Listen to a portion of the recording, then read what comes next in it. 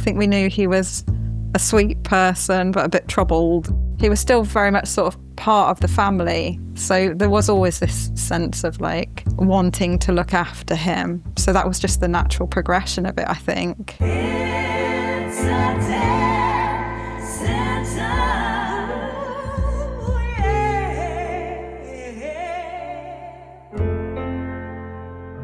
Hello and welcome to It's a Death Sentence. I'm your host, Emma Skip. And I am Carrie Smith. Today we are with Emma Johnson. Once again, those of you might have heard her first interview with us where she came on the show as a professional, but today we talked to her in a personal capacity about what it was like to care for her father while he was coming towards the end of his life. We're going to talk about the loss of your father. It's been 5 years. And what makes this particularly complicated or difficult is that your relationship with him prior to his death was not always brilliant. Mm-hmm. And really, we want to talk about how you came from that situation with him to caring for him until the end of his life. Mm. So I'm going to start with, when you decided to bring your dad home, what did the decision mean to you at the time? I think it felt like an honour or a privilege to be with someone for like the final part of their life. And it was something my sister and I and my mum and stepdad had all sort of decided together, because it was at the start of the pandemic when we found out he was terminally ill. So it was, he'd noticed he'd got like a growth in his neck. It was head and neck cancer. And you know, he'd had some other issues, like with some mouth cancer and stuff. So we didn't know that it was going to be, you know, like the trajectory that it was going to be end of life. But with services and things closing, we were kind of thinking, you know, if we can provide the care, look after him. Could you see then at that time that the way things were looking in terms of services, or did you have it's interesting that you had the foresight to think this? I don't think it's... I mean, I look back and it's so much neater, isn't it? Because you've kind of gone through it and you've processed it and, you know, the steps it went. But I think at the time it was more about thinking how, like, just what care did he need? He remained living in his, like, sort of sheltered accommodation setup that he was in before, which felt quite secure for him. And that we would go in and provide the care. And then in the last few months, rather than him go to a hospice or into hospital where people weren't being able to visit their family, we said we could convert the dining room into like a bedroom for him and have him live with us for the last couple of months of his life. And would you say it was an act of love, an act of duty, or something more complicated than that? No, it definitely felt like love. Yeah. Okay. When you look back now, we're 5 years in, and you've said that it's a very long time to reflect and you can make things quite neat and tidy, can't you? Do you think that decision feels brave to you? Or does it feel like it's something you maybe wished you hadn't done? Oh, no, there's no regrets about it. I don't know if it was brave. I suppose it was to an extent. I think it's just the culture of my family of how we would look after each other anyway. So I didn't really overthink it at the time. You know, it's just something we would do. Like you touched on the difficult relationship that I had with my dad. He had his own sort of issues and stuff, and so that made it a very strange sort of father-daughter relationship. I think I was almost like the parent to him throughout my life, but we always kind of like, even my mum would have him for Christmas dinners. Well, after they split up? Yeah, okay. Even with my stepdad there, you know, wow. He was very much like, well, I think we knew he was a sweet person, but a bit troubled. And that's quite nice. Yeah, so he was still very much sort of part of the family. So there was always this sense of like wanting to look after him. So that was just the natural progression of it, I think. You know, like I was and wasn't close with him. It's a strange one. Okay. But I think that... I imagine there's quite a lot of our listeners and viewers that are going to be in a very similar situation where there's a difficult relationship with a family member who, you know, are probably going to have to look at that situation for themselves. If you were to give some advice to somebody who was in a similar situation to you, what would you say to them? Oh, gosh. I think, you know what, one of the things that helped with this situation is my sister is a nurse. Okay. And my dad ended up having to be peg fed, so like a tube going into his stomach. And we were doing all his feeds and stuff and supporting him with that. Even when he was more able, you know, when he was like communicating like we are now, before he was kind of like more sort of, you know, traditionally sort of that hospitalised sense, you know, when you're down on the bed and you can't. Yeah, exactly. So we were doing a lot of that stuff, but it didn't feel really unfamiliar because of my sister's work, and it felt like something we could do. And I, you know, even though it's psychology, I'm still familiar with like the medical world and healthcare and stuff. So I think if someone was going to take that on, it's understanding that can be quite a lot. I think for some people it could be overwhelming. So it's about what the aspects of care are involved if they were going to do it. Yeah. And also it does, I already had the sort of me being the parent, me and my sister sort of being the parents to my dad. That role reversal had already happened. It had already happened. But I think if someone didn't have that already, that's another pressure. Yeah, it's a discussion, isn't it, that we find lots of people our age have when their parent becomes poorly, that role reversal is suddenly thrust upon them in their life, and it's actually quite a challenge. It's something you're not prepared for at all. Yeah. I was just going to say, being a caregiver to somebody who you've got unresolved issues with, does that sort of shift the balance a little bit? In terms of... Like if you had like a difficult relationship with somebody, and do you think, I mean, obviously I know you got on with your dad. Yeah. But do you think, you know, people who do have maybe complex relationships with people, if they turn into their carer, sometimes that can shift the I imagine that balance you could like open up room for resentment, and if you haven't got that relationship, you know, there's the risk of burnout yourself. We know there's a huge burden on carers. So I think, it has to really be considered from all angles. It just lined up quite well in my situation with my sister, that it just we went through that process and it just felt like the right thing. And as I said, I didn't regret it. So there wasn't a moment where you thought this is just not a good idea? Was there any no? So you were really quite fortunate in that respect then. Yeah, and even the things like aligning with it being COVID and knowing people couldn't go into hospices and stuff to visit their loved ones, we were like, what a privilege, what a blessing that we have this opportunity to care for him, to be close with him until the end. And you did touch on this earlier. Your sister's obviously a nurse and your background is psychology, but how did you divide those roles? Was it mainly you and your sister, although you mentioned your mum and her partner, that was most of the care given by you and your sister then? Yeah, and me more so because he was in my house, so and my sister would come and do feeds and stuff and just see him and be around. And as it much was as during possible. COVID, so it wasn't really, you weren't having to actually go, who's going to have the time off work? Yeah, although I was still working because of my working. Yeah, of course. And so I was still we were still working. So how did you do that divide of, labour? Yeah, but labour, I suppose it didn't really feel like it. My dad was quite, I suppose, how he always was, just being able to, until the last couple of months, even the last month, just sat watching TV at home. The decline was quite quick in the last month to then, not being able to get up out of the bed or anything. So we could leave him for a few hours. And there was my mum and stepdad around us too. But between mine and my sister's work and that, we were able to be there for the most part. Did you get any support from the community? Like the community nurses? Yeah, we did. Yeah. They were amazing. And Shakespeare Hospice in Stratford as well were amazing. We had the nurses coming in and doing all that side of things. We felt very supported by them. I've heard very good things about Shakespeare Hospice, actually. Yeah. Lots of people around here used their facilities, didn't they? Was there ever a point that anybody, when this was first being bandied about before Dad moved in, was there anyone that ever tried to talk you out of it that perhaps had that experience? No.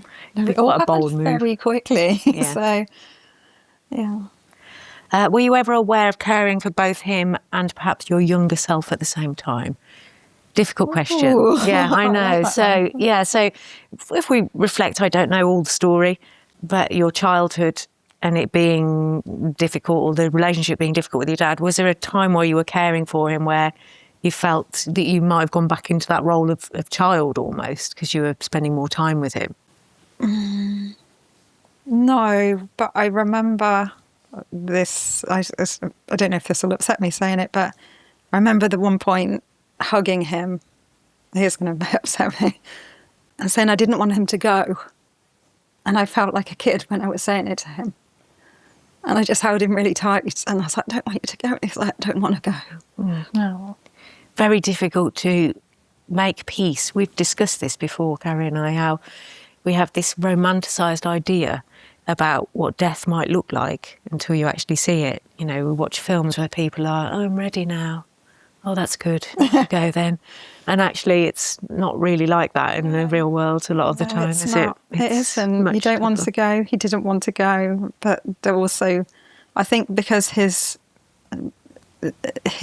sort of death, I suppose, was quite visceral. Like the tumour had grown a lot. It was, you could see it happening. So you were like, that was bringing, like, mentally preparing for it. Was he in pain? Yeah, I suppose he was. It was managed quite well, but towards the end, I mean, the fact that he couldn't eat and, his life was becoming more and more limited and then was weak and stuff. So I think it gets to the point where you're just like, this isn't a life either. Yeah, yeah. And do you think, when you see that, like you said, it's very physical, that type of cancer, and you do get prepared for it, do you think it also aids the process in when that does actually happen, that you're kind of forgiving of it? When he did actually die, were you at a stage where you were like, it's almost like relief, isn't it? Yeah. Like they're no the longer in couple pain. of days, like I think when I've seen my nan pass and my dad, and I'd seen years ago my nan as well, and I remember particularly for my nan and my dad's was protracted over a couple of days, just being like, you just want it to happen because you don't want to see that kind of like bit in between where they're not there, but it seems laboured and difficult and you're painful. You know so where when it's it happens, going. it is almost like that relief, isn't it? And then I think there's a little bit of, sometimes you feel guilt for feeling relieved when it's finished. Yeah. And that's pretty normal to feel like that, I would imagine, that, especially if it's been a painful death and you're sort of willing it on. Yeah. But and I remember, I think it was the paramedics or nurses, I can't really remember who came out and given him some medication and said, usually then it's not long after that. And it wasn't, but that sense of just being able to see him relax a little bit. So to bring you some peace that moment, yeah. Was there any part of caring for him that people didn't prepare you for, that you felt underprepared for? All of it? Or just, was there any one part that stands out to you? No, I don't think so. I think in life I tend to just take things as they come anyway, so. Or were there any moments that surprised you, for better or worse? Any conversations that you weren't expecting, or? No, I think I just felt really supported and reassured by, like, the healthcare system around him, how responsive it was. Like I said, the nurses coming in, the information we had to be able to care for him. There was that sense of, like, being that close to it all and then seeing when it works really well. Like, I remember thinking, like, this is really good. We've got a really good system and we can look after people in this way. This is how it should work. Yeah, this is how it should work. What a nice thing to hear, because so often it's negative, isn't it? And that's just the nature of things. But obviously we interview lots of people and we do hear lots of people who haven't probably received the support that they needed. So it's really nice to hear it from the other side, isn't it? Yeah. When a parent dies and you've had like a difficult relationship, do you think that's like a different type of grief? Because I've read some bits and pieces about having sort of difficult relationships with family members or whatever, and then if they die, that can sort of make the grief harder almost. It's almost like makes it more complex to get over. Do you think it's like that when you've got a parent who perhaps you didn't have a great relationship with when you were younger? I suppose I can only comment on the fact that I've had this one experience, that I never did have like the more what you'd experience like a typical relationship with a parent in this case. And I think even at times while he was alive, I grieved not having the type of idealized relationship that you might expect or you should have had. There should have been certain elements of that relationship there. Yeah. Do you think there were things that were left unsaid, or have you found peace with that? No, I don't think there were things left unsaid. I think going back to what you were saying in terms of does it make it more complicated? I think it's really hard. I made more sense of it after in the past, in recent years, than I did at any time while he was alive or in the sort of few years immediately after. I think with more and more time and like the wisdom of time, I was able to make more sense of it and then grieve a bit more, grieve for the things that weren't right, and be grateful for the things that were lovely, and all the bits in between. It's becoming a bit more accepting of what's happened and the history that's there, and sort of forgiving it and forgiving yourself for having those thoughts or feelings around it. And it's all everything moving on, isn't it? It's the whole thing. Yeah. Do you think that caring for him changed how you grieved him? So had you not given him the end of life care that you did, do you think your grieving might have felt different? Yeah, I think that experience of caring for him, it was somehow almost therapeutic as well for us, I think, to have that time, that moment I described earlier where I was sort of holding him and just like feeling that connection with him. I think if I hadn't have had that sort of, it's such an intimate thing to be with someone when they're at the end of their life, isn't it? Like they're so vulnerable and like confronted with something that we're all going to go through. That, yeah, I think it did support our relationship and also help me prepare for the ending with him. Do you think it made you feel different about your own mortality, having watched him come to the end of his life? I don't think so. I think because, as you know from my other one that I did, something I think about a lot anyway. I think going through it. Well, tell our listeners again. So, for anyone that hasn't listened to the first interview we did with Emma, we talked about this very thing. So, just recap that for Existential terror. I love that. I mean, it shouldn't sound so great, but yeah, like just an anxiety around death and the infinite unknowing of what there is afterwards as somebody that's not religious. You could solve that with religion, Yeah, I know. Thought about it. I know. I wish I didn't just think, well, that doesn't make sense. So my brain's always trying to make sense of things, and I'm left with this enormous void in my brain of like, I can't make sense of it. I can't make sense of the experience of death, and then that troubles me. But seeing, I suppose, my dad go through the point of like going into that, no, there weren't any sort of revelations or like, I didn't know that was a part of death. I think it just reinforced that sometimes there's suffering and life is full of suffering, from a philosophical point of view. I think, I'm an existentialist, probably a bit of an absurdist actually, but, life is inherently meaningless and we search to make meaning. Wow. I didn't realise you were going to cheer me up this much this evening. You're welcome. Mind you though, I suppose the opposite end of that, I'm going to pop my notes down now, the opposite end of not fearing it is that you just don't care. And if you don't care about your own death, then does that make you a really big risk taker? I don't know. What do you think? I don't know. So I think I want to embellish a bit more on this fear of death. So what did you call it? Existential terror. Is that in life or is that just about death?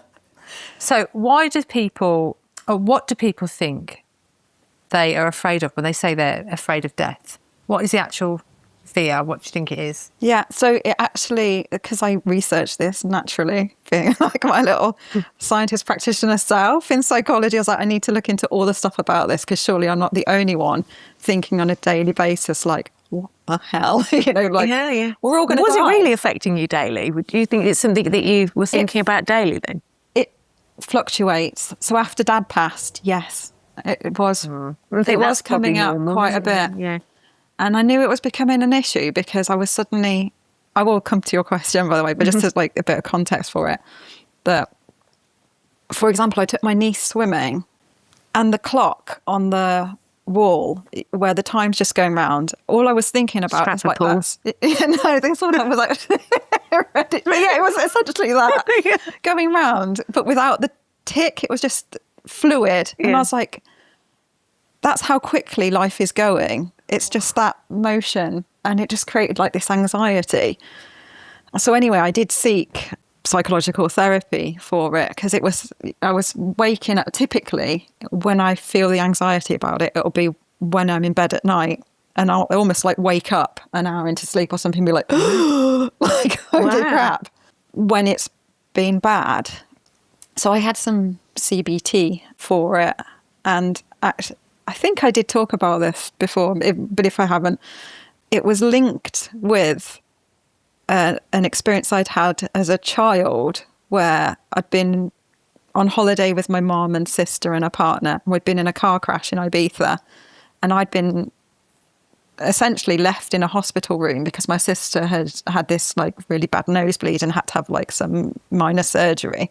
And I'd been left on my own for hours in this room, and I was probably like 6, and I had this sense of being left perpetually forever, but that's not true. We did some rescripting for that trauma, and it actually resolved a little bit the anxiety I was having. And there could be some parallels, right, between something where you feel like there's this huge, enormous, unknown thing in space and nothingness, and actually like how that maps onto it. So anyway, I did some research into this existential terror, the death anxiety, and there's different reasons for different people. Sometimes people fear like the fact that they're going to be forgotten, that there's no trace of them. Other people, it might be that, it's painful and you don't know what's going to happen. Mine's more that I can't get my head around the not being conscious. Time. Not being conscious of time. Yeah. Because, yes, we weren't aware before, but then we existed. So then what? Deeply philosophically troubling. Yes. Yes. Wow. Yeah. Yeah. I guess if you do start to go down that route of thinking like that, I can see how that would become a kind of vortex and pull you in. It does, and it feels like a vortex. So when I think about it, and this is usually when it'll come if it's at night, because there's nothing else going on and you've got like almost like the blackness of your mind. It feels like standing on the edge, like a precipice, and then I start to fall and tumble, but in my own mind, because my brain can't process this. Trying to find an answer or a reason. Answer, or like to catch on to something, but there's nothing because we don't know. Yeah. That's crazy. Have you ever felt like that? I've never felt like that. No. I really, I wish I did. Carrie and I, when we've discussed this before, I think we were very much of the same opinion that neither of us are bothered about dying. Both of us are really bothered about long-winded pain, drawn-out rankness. Yeah. It's not, for me, and I can't actually imagine feeling, I can imagine what it must be like for somebody else, but I can't imagine. I've had anxiety before, so... Yeah, anxiety generally. I can understand the anxiety part, but I don't know if I could link it with something as extreme as that. It definitely hasn't been as extreme as that. Yeah. So do you think when people say that they're scared of dying, like you said, they're either scared of the pain or loss of control? It could be so much, couldn't it? Yeah. The first thing you said, sorry to interrupt you, really was interesting because you said about being forgotten. It wouldn't even occur to me. I just think like, well, you have children or whoever's left behind, they remember you for a bit and hopefully their kids might talk about you and then you kind of gone. You do get forgotten, but for some people that's a real thing then, is it? Yeah. Really? Like no trace of you being left. I don't doesn't bother me at all. But No, I think there's I don't want to different be in the things for different limelight. people. So in your clinical experience, what's the most common misconception that people have about death anxiety? Because when you first said it to me about having, I didn't realise it was as complex as what it is. Like the way you're explaining it, I just thought it was just like, oh, well, everyone's scared of dying. Do you know what I mean? Like Yeah. I didn't think of it on that level. But Yeah. what do you think is the most common misconception that people have about? Well, I wouldn't even say this is from my clinical experience because people don't really talk about this and I don't see it. And I think that's why I felt so alone with it and why I liked your podcast because like, oh, finally, we're talking about death. Wow, okay. So people aren't talking about it in the clinical space much. No, I suppose, well, I've also worked in like clinical health and my work now in sort of brain injury. So you're kind of near that, but people don't explicitly talk about it. It's very rare. I suppose if depending on what settings you're in, you know, you'll get like palliative care, people will talk about that more, I imagine. Yeah. But I don't think people do. I don't experience people talking about It is one that of our so questions, much. isn't it? What do you think happens when you die? We ask everybody we interview. We ask everybody, don't we? And actually we get quite a plethora of answers that are really... You get some people who are absolutely definitive. They've got an idea. And I kind of think, well, how wonderful for you that you seem to... What a comfort that must be to have, you know, not just religious people, but people who've just got a very definite idea of what's going to happen. But I think the majority of people we interview perhaps don't. And they're, you know, they've got some maybe nice romanticised ideas about it, but actually when it comes down to it, then they end up sort of saying, oh, but I don't know. I don't really know, yeah. I don't know. Do you think more people have this sort of anxiety but don't talk about it? Do you think there's more people that have it than... I don't know. It's... Can feel a social media poll coming. Yeah. Do you have death anxiety? Yeah. And and I suppose in that, what that, like you've asked, what does that death anxiety mean for a person? Is it the same sort of thing that I'm talking about? Is it, you know, all the different ways that you might be anxious and what aspect of death? Do you think it's more common in different personality types? You know, is it like, if your personality, are you more inclined to be anxious about things like death? Yeah. Well, I suppose, you know, I touched on something that happened when I was young, and I suppose there was a lot of instability and stuff in my background. So I think that you can have, like, you might be more likely to have anxious traits and things based on not just genetics, but like what's happened growing up and stuff. So yeah, that's going to influence your personality, your outlook, isn't it? So I suppose so. So a lot of that is circumstantial then. What we're saying is the more exposed you've been to things that could make you anxious, the more likely you are to be anxious about other things in the future, which makes sense in that way. Because I don't think my sister has this anxiety, and I've talked to... Is that perhaps because she's a nurse and just sees really anxiety-ridden things all day long? Yeah. And that was one of my questions, actually. I was going to say to you, what do you think about people who work around death? Like, do you think that they have, if they're exposed to it, have they got a reduced fear of death, or do you think they sometimes have an increased awareness of our mortality and how they should live or whatever? I mean, again, I wouldn't know because I don't know the numbers, but I would ask you because you know, I've heard you talking about it and you're not really fazed by it and you work around it. There's that exposure, isn't there? It's just this strange thing that we don't talk about it. And the greatest comfort I found was in the more philosophical stuff around existentialism.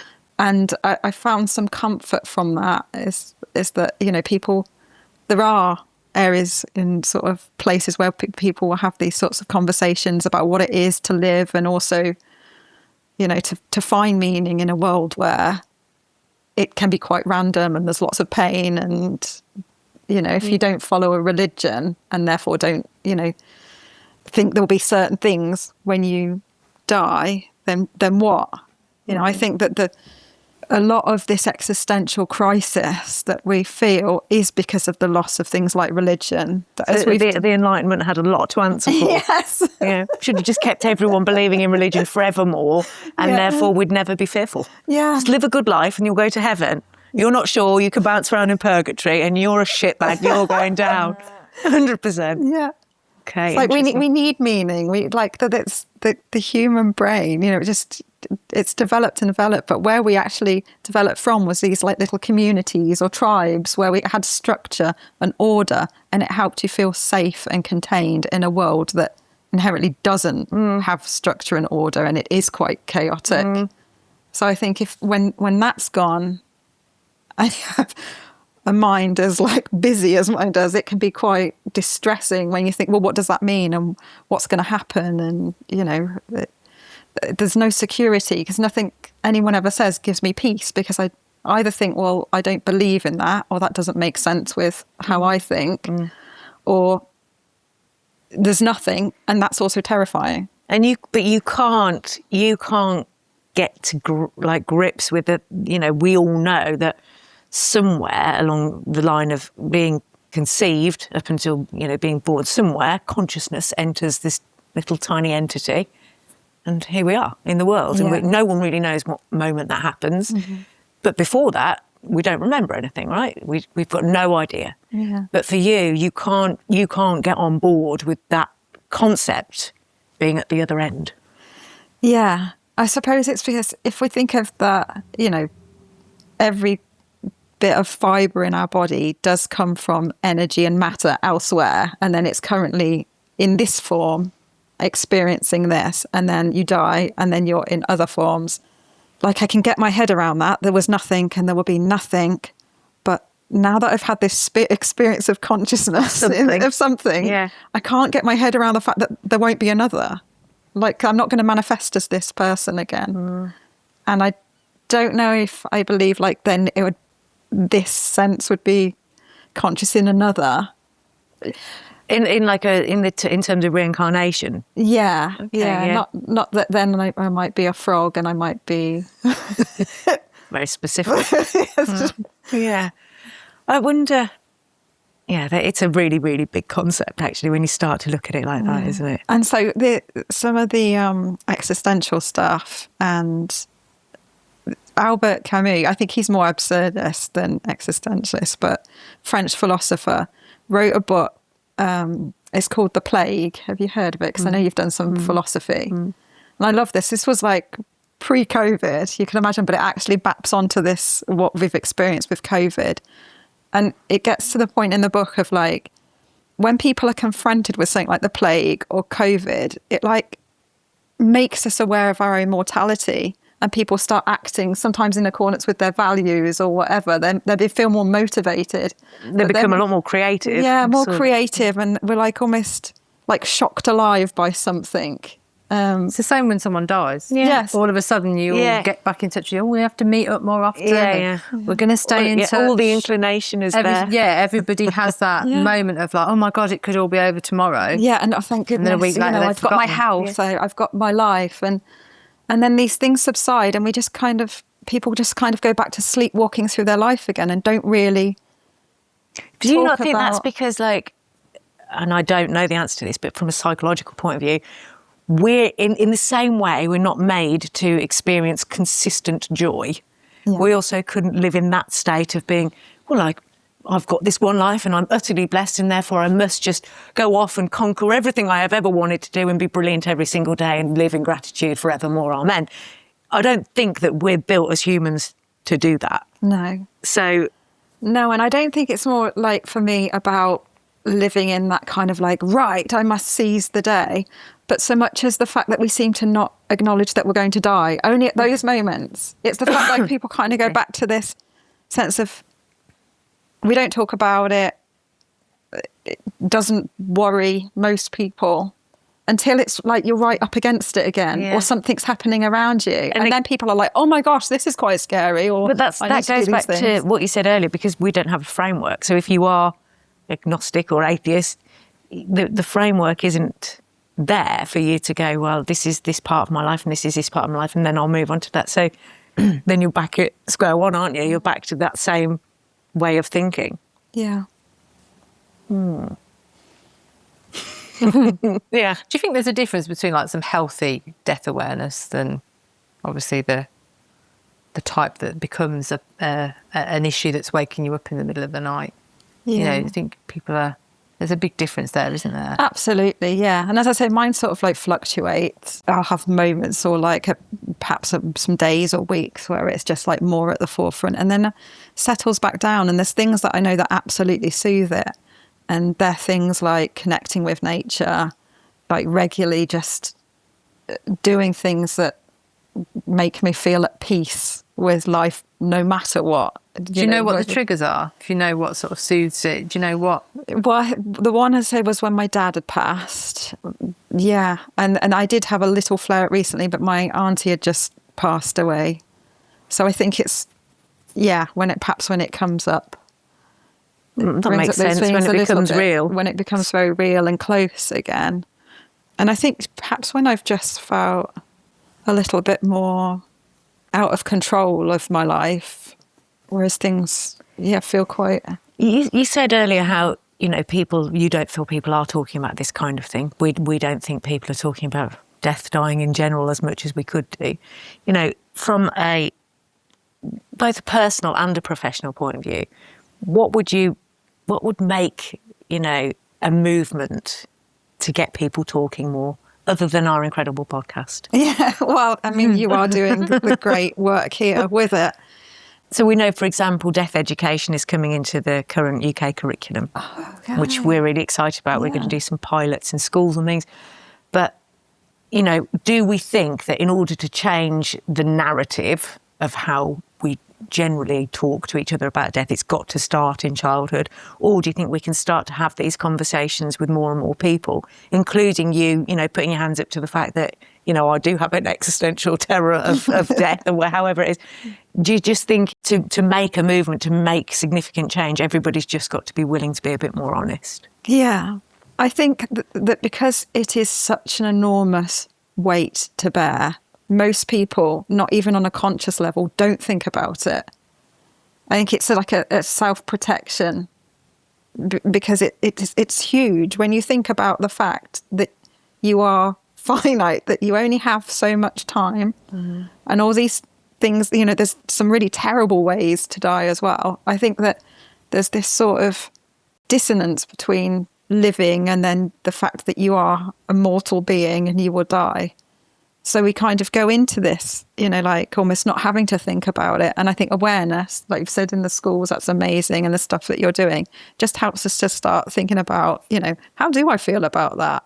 What does that mean for how I'm living my life now? There's also, there's such a truth in ignorance is bliss in absolutely everything. Yeah. We are assuming that everybody does think about it, but I think there's probably an awful lot of people that are not going to think about it and not even be bothered about not thinking about it. Yeah. And just give those permission, to people that do want to talk about it. Yeah. People but do. if you are that person that's like, I don't want to talk about that. Do we think that's okay? What do you think? I do. I think like each to their own. It's not for everyone, something but like politics, I don't want to talk about it. Yes, share my views with everybody. But I wonder what it would be like if you just woke up one morning and just thought, well, I don't really care anymore. Just not bothered. Yeah. Just, don't really, not bothered at all about it. And you never sort of discuss. I just think it's that question of life unexamined, isn't it? So I think part of what makes us human, part of what makes it for an interesting life is to question what happens after it, or is to question, how you feel about death. But actually, we're assuming that lots of people feel like that. When in fact, I don't think they do. I don't know if it is the vast majority opinion. Do you? I don't think so. I think most people are just getting through life in general. Or enjoying the ignorance and just thinking, do you know what, that's difficult. That's challenging. Yeah. I don't want to. Or that won't be a me problem because I won't be here anymore. Yeah. Yeah. Thank you for answering those questions, Emma. Yeah, thank you. And thank you for being with us again. For having me again.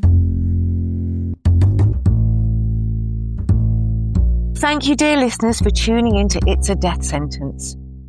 Please keep listening to our weekly episodes. And if you like our show, please like, share and subscribe. We are dying to talk to you. It's a death